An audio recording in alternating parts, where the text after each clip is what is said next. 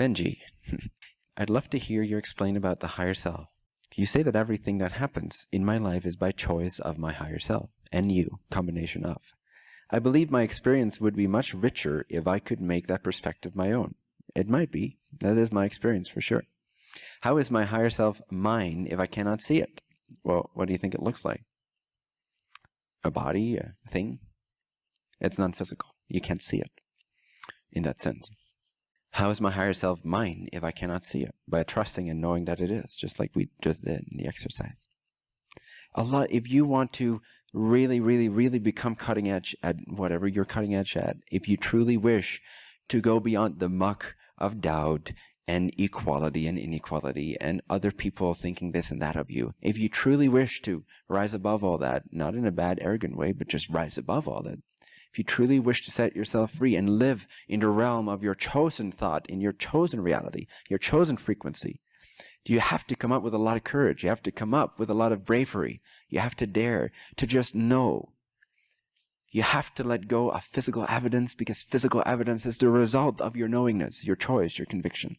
If you don't choose your conviction first, the evidence will not change. The people in it will not change. The scientists in it will not change. You will never read an article that confirms what you intuited, because you're not choosing your intuition before you read about the evidence. As it goes to all aspects of your life. If you wish to see confirmation of what you know, intuit, and hope to be true, then trust in your hope until that hope is knowledge, and that knowledge or conviction is then the word that defines your reality. And then suddenly, there's proof for it all around you. And at some point, you don't need physical proof anymore, because you just know that creation does not have one reality, and that everything else is just imagination. You know that every created reality is another portion of imagination, equally valid to any other reality. So the question no longer is, am I delusional or not? The knowledge is, I am delusional. And so is everybody else. That is how consciousness creates different alternate parallel realities that are all equally valid expressions of infinity. It is by inserting delusion into every portion of its consciousness. The dream is one big illusion. We're all delusional creators. There is no one solid reality we all agree upon. There is no one Newtonian truth. There is no one scientific reason or reasoning. There is none of these. So you have to be willing to realize that you're the creator of the entire universe you experience. And then at some point, you'll be lifted completely beyond the realm of, is this true or not? I'm not sure. I'm doubting what I intuit because it's never been shown in science now. It's never been explained by some PhD sheep that followed the educational system. There's none of that. There's no need for confirmation outside of yourself. You have to take that bravery. You have to be willing to be delusional. At least be willing to be delusional for a moment. And see that I'm actually just free. And this reality shapes itself according to my convictions. Once you start tasting of that, you know that that is the objective truth that is true for everyone. But then certain beings think that that's not true for everyone, and what is true is what we perceive. But what we perceive is the tail end of our creation, and our creation is everything we see. And our creation is originating in our state of being, our conviction, where we place our energy, our intention, our focus, our self-belief. So you have to be willing to let go of circumstances dictating what's real or not for you, so that you can start shaping creation effortlessly, beautifully, joyfully, in service of love and light. Because that is what aligns you, and that's what accelerates you, and that is what for you generates more and more heaven on earth. I'm the happiest. I know. And I'm 26 years old. And that's not a thought I conjure up a lot. But sometimes people ask, you're so young, and you generate so fast. Well, how do I do that? It's by following my own teachings, by not caring about the outside world, by not waiting for other people to agree with who I am. Simple, right? Don't wait for other people to agree on who you are. The fact that you desire to be who you are is the highest authority's, your higher selves, permission slip to act in that way, to be in that way, with integrity and love and respect, of course. But that's not difficult. That's not two different things. In fact, you're lacking the integrity and respect if you don't have the integrity and respect to honor your higher self's impulses. So you say that everything that happens in my life is by choice of my higher self and you as a state of being, as a response. It can only manifest for you whatever you are able to receive from it. So it's a combination of what's relevant for you, what is inspired to you by your higher self, and how you respond to that, receive that, and act on that in terms of your vibrational attitude and the actions that follow out of that. The confidence, in other words. Always be the most confident person in the room, again, as an exercise. It's not about whether that's true or not. It's not about comparison. It's just as an exercise. You're in a room right now. Are you the most confident being in here? Are you more confident than I am? Yes. That is the only answer. That should be valid. That's how you should leave this door. I am so much more confident than Bentinho that I don't need him. That I don't need this meeting if I don't want to, if it doesn't resonate. I don't need anything from him. I'm so confident that I know that everyone here is my child, begging for love and affection and approval. It's another way of saying always be the parent of the circumstance. Don't be the child, unless, of course, for a moment you want to be the child. That's completely fine. But as you raise your confidence frequency, you will start to feel that, oh, wait a second, these other beings don't actually know what they're talking about better than I do know who I am and what is true and how life works. I have full access to that. But when you're constantly in the automatic mode of others know better than I do and there's outside authority and I have to wait for them to agree with me and teach me something, then you're never going to move as fast as, for example, I tend to move, because you're not choosing to be the most confident being of your reality. I believe my experience would be much richer if I could make that perspective, that everything is by choice of higher self, my own. How is my higher self mine if I cannot see it? I don't fully understand that question. Won't my higher self ever ask me before making a decision so we could come up together with what's the best decisions? That's what's constantly happening. It's constantly asking you for your approval. And your life is a reflection of that completely. If you don't approve, you're not going to get that bliss. Everything your higher self ever offers you is the most direct, effortless, harmonious way to your greater excitement. That's why it feels exciting when the things excite you. It's because it leads to greater excitement. That's why things feel heavenly that feel heavenly, and that's why you should act on the things that feel heavenly, because they are glimpses of your future. Will you approve of that? Nothing ever happens without your approval, except sometimes higher self goes, oh, you're just so blind to this whole impulse. I have to create this thing for you right now because you're not listening. You're not paying attention. So sometimes it is superimposed in that sense, and you're not aware that you're approving or disapproving. But all the time, vibrationally, most of the time, in most things, it honors what you accept into your reality. So most of you you don't have to struggle with creating the reality of your dreams. You just have to approve of the imprints that are already given to you. Higher self knows exactly what would make you the most ecstatic version of your creation. You don't have a clue. So have faith that the impulse is leading you to that reality. All you have to do is press the approve button. I approve. Just stamp yes. Yes. Excitement, bliss, ecstasy, love. Yes. Service. Yes. Joy. Yes. Expansion. Yes. Mine is all and all is mine. Yes. Everything is one being. Yes. I cannot be harmed because all is one being. Yes. Nobody else can be harmed because we're all one being. Yes. I live in integrity and with alignment and with joy and love at the core of my choice. Yes. I like that sports car. Yes. I want a holistic relationship. Yes. I don't need a holistic relationship. Yes. I don't need a sports car. Yes. There is no lack. Yes. I'm going to get that sports car anyway. Yes. I'm going to get the holistic relationship anyway. Yes. In its own good timing. Yes. Etc.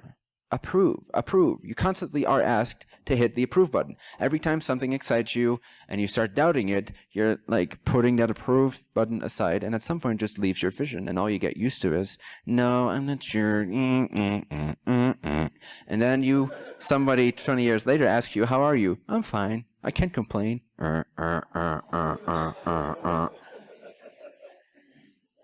It's no way of living your life. I said during a meeting at SAND, the Science and Non-Duality Conference, was the past few days.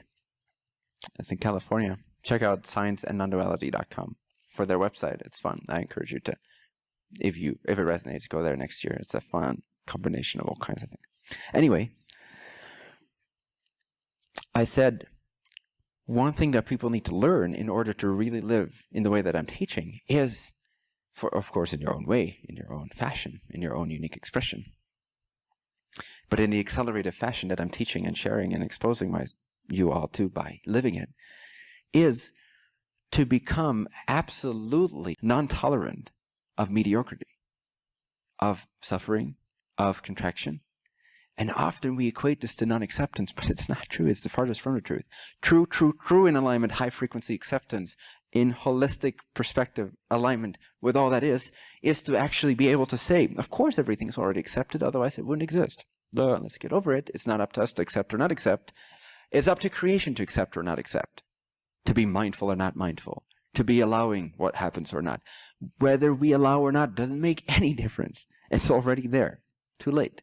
Acceptance is not a practice you should focus too much time on. A little bit just to get a taste of the alignment and acceptance, that's always already the case. As soon as you realize acceptance is always already the case, you're free to stop accepting things without it leaving the backbone of your sense of peace and allowance. But it's become embodied, just like you know gravity is there. Who of you thinks 12 times a day, gravity is here, how am I going to walk to that door? You know there is gravity, so you forget about it so you can actually live your life within the context of gravity. Acceptance is the same thing. Enlightenment, awakening is the same thing. You can actually start becoming a more effective expression of infinity by accepting that acceptance is already accepted. So you can live your life within the context of peace and acceptance, but not having to focus on it. And then you become intolerant to your own suffering, your own contractions, your own limiting ideas. You stop tolerating and calling it spiritually acceptance. Oh, I'm just accepting what is. You stop doing that because you become alive. You become a fiery, feisty? Oh, yes, feisty, feast-like a feast. It's a feast, right? You're devouring it. You become this on-fire expression of infinity, and infinity does not tolerate anything or not tolerate anything. Either one is fine. But to become a more effective expression of infinity, you have to learn to listen to your higher self, and that comes with the inability to tolerate your own suffering. So as soon as you suffer, you start naturally bringing consciousness to that. Why do I suffer? You don't go, oh, it's all accepted. Let me just suffer it. We'll move on. Let me just hold the space for it. Holding space is beautiful. But at some point, you know that space is already holding the space. And it just becomes obvious. So you can start living your life within the context of knowing space is space. Okay, and then you can become more effective and more embodied and allow the energy to open up. It's like your veins, your energetic veins start expanding and quadrupling in their size. The information they can let through, the sense of being alive that they can let through. You become a vessel, a channel, a conduit of higher wisdom, of higher love. And there's no arrogance in that. There is no room for arrogance in that. The moment you become arrogant, you collapse to a lower level of openness. But the more you learn to not come to any conclusions and to not tolerate your own suffering, but to ask, why am I suffering? Be absolutely adamant about resolving why you are suffering. Because you care about your life, do you not? Do you not care about creation? If you don't signal off, and you're always signaling off something, so get out of the state of mediocrity, get out of the state of the automatic mind, and become alive, become awake to caring about creation, because creation cares about itself. It doesn't want to do redundant things that have already been explored before that don't induce greater liveliness.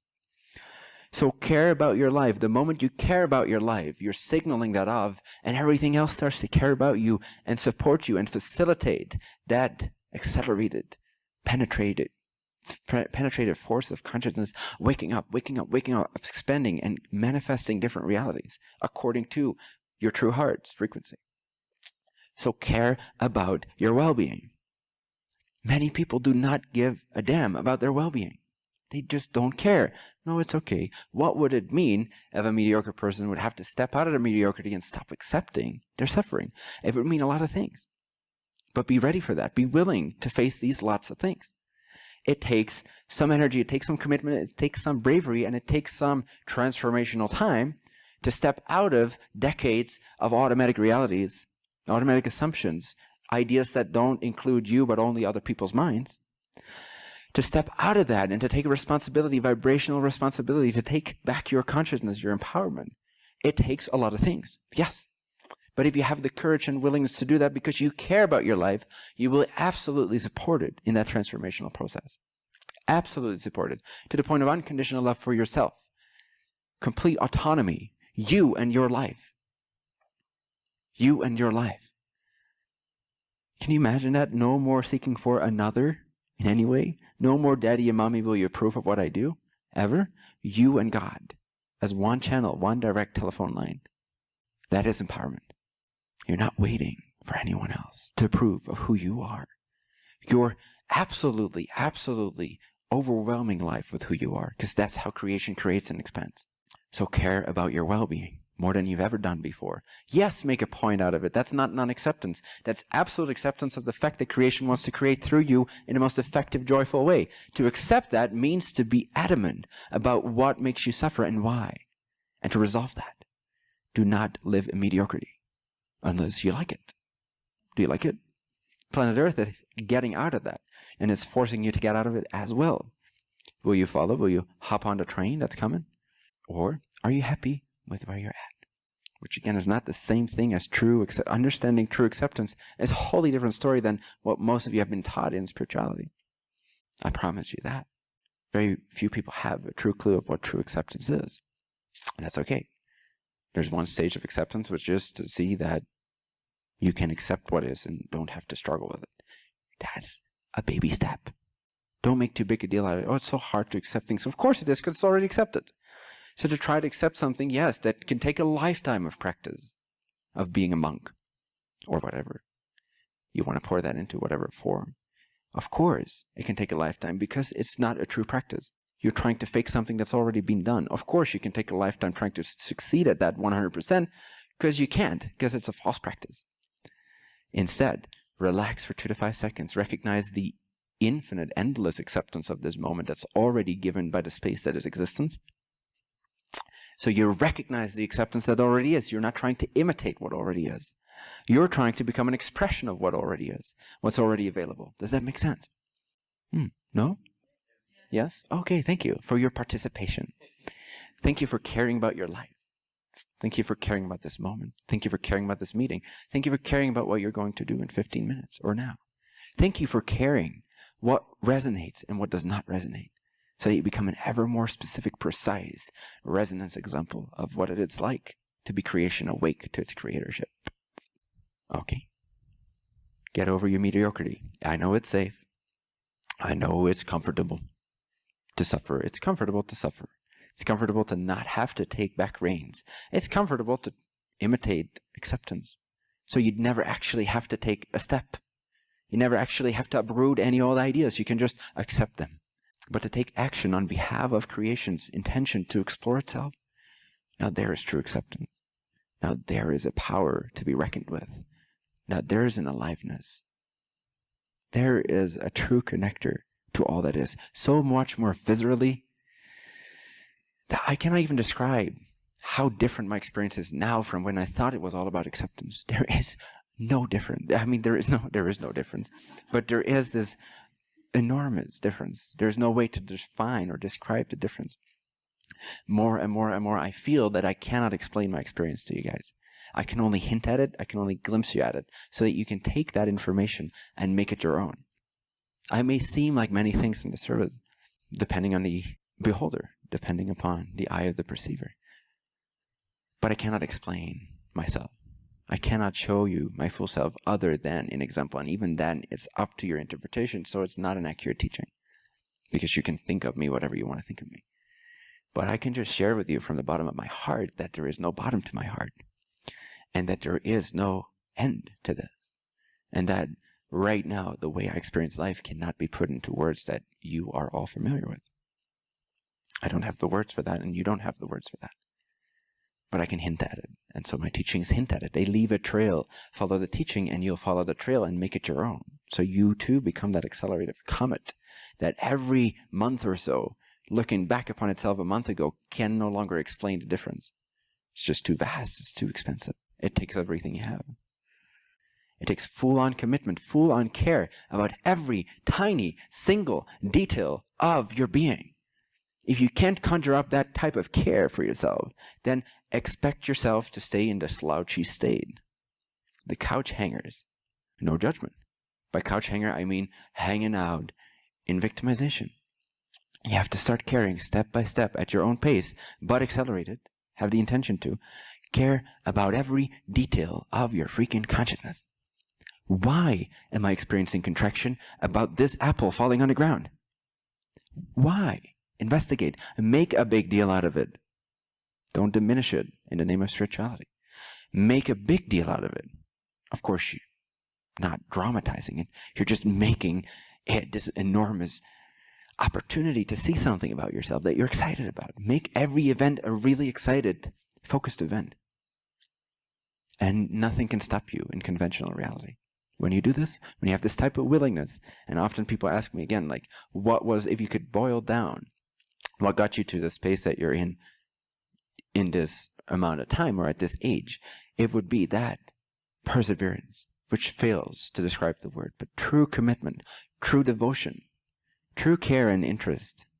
If you cannot bring that appreciation for being alive, which is what it is, to be on fire with the fire of desire, of clarity and truth and honesty and expression and bliss and joy, if you don't value these things, then not much of these qualities will enter your being. You are literally disapproving of your higher self wanting to accelerate your life. You're saying, no, thank you, I'm quite comfortable where I'm at. No, I'm fine. As long as you say to yourself, no, I'm fine, I'm good, it's okay, it's all accepted anyway, then you're not actually becoming a co-creator. So you're not getting as much energy. It's simple. Life is not going to expend a lot of energy on those that are not creating a lot of things, that are not waking up, that are not alive, that don't wish to step into their power. Because it would be an overblowing of the fuse that you are. It cannot give more energy to you than you are willing to receive. Of course, this is one step at a time. I'm speaking to you from having done this for years. Nevertheless, let it inspire you to take your step as passionately as you can, and the next step as passionately as you can.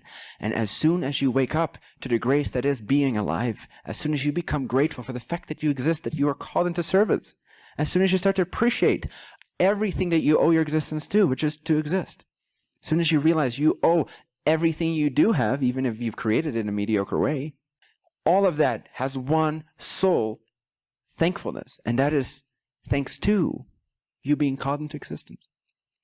I encourage you to appreciate, to value, to be a little more grateful for that, the spark that made you exist. And so if you are in alignment with knowing that you exist, then you must exist for a purpose, because creation does not exist without purpose, does not create without abundance and purpose and relevance, does not create anything redundant that's been done before, which is so many people's experience of their life. Your life is this unique, wanting to be unique, expression of creation of infinity. Start to value and honor yourself in that way, and you honor all of existence, because there's no separation. If you honor your own life, you're honoring all of existence, and you're getting a glimpse of true acceptance, true flow.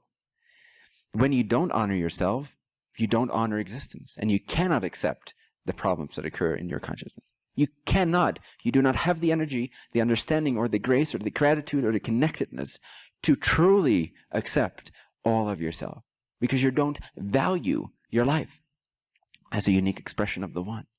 Wake up.